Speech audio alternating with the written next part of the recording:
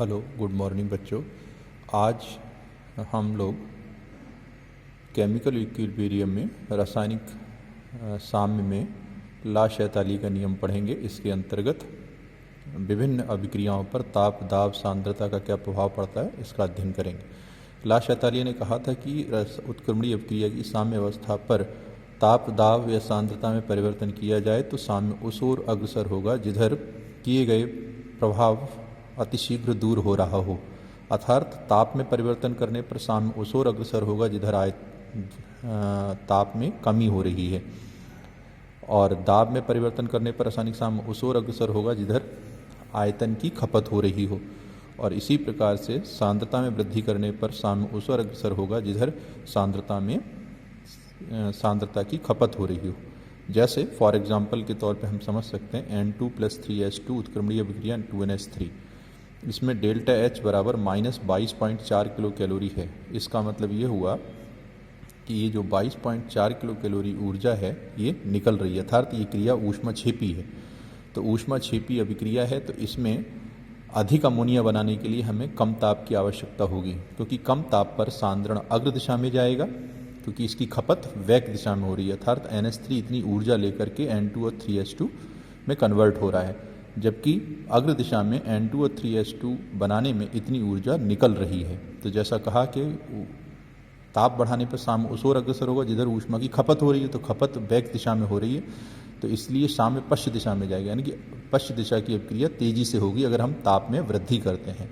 और हमें अगर अधिक अमोनिया बनानी है तो हमें इस अभिक्रिया में कम ताप रखना पड़ेगा, क्योंकि ये ऊष्माक्षेपी क्रिया है। अर्थात नियम बना लीजिए, जहाँ ऊष्माक्षेपी क्रियाएं होंगी वहाँ कम ताप पर साम्य अग्र दिशा में होगा और अधिक उत्पाद बनेगा। इसी प्रकार से जब हम दाब अधिक है तो यहाँ N2 का एक आयतन, हाइड्रोजन के 3 आयतन मिलकर के 2 अमोनिया के आयतन बन रहे हैं, यानी उत्पाद का आयतन 2 है और 3 और 1 4। इधर अभिकारक का आयतन 4 है, इधर 4 आयतन है और इधर 2 आयतन है, अर्थात ये 4 आयतन और इधर 2 आयतन।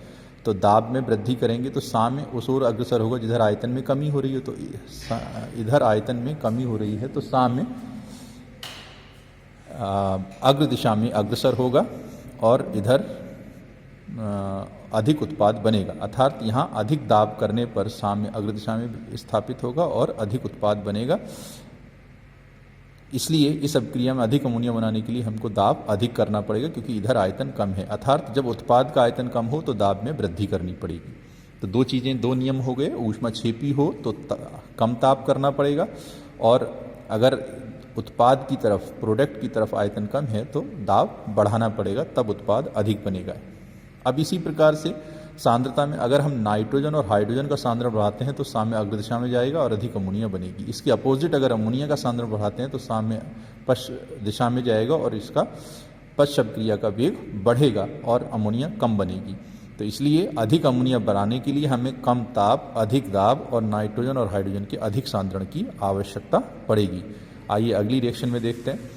N2+O2 2NO, डेल्टा H बराबर 43.2 किलो कैलोरी ऊष्मा।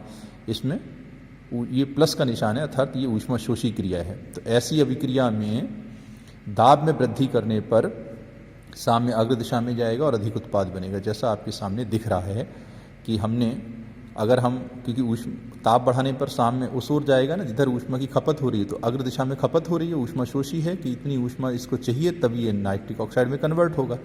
तो इसलिए इसमें अधिक उत्पाद बनाने के लिए हमें ताप अधिक रखना पड़ेगा। लेकिन इधर 1 और 1 2 आयतन, इधर भी 2 आयतन, दोनों तरफ आयतन बराबर है, इसलिए दाब का कोई प्रभाव इस पर नहीं पड़ेगा।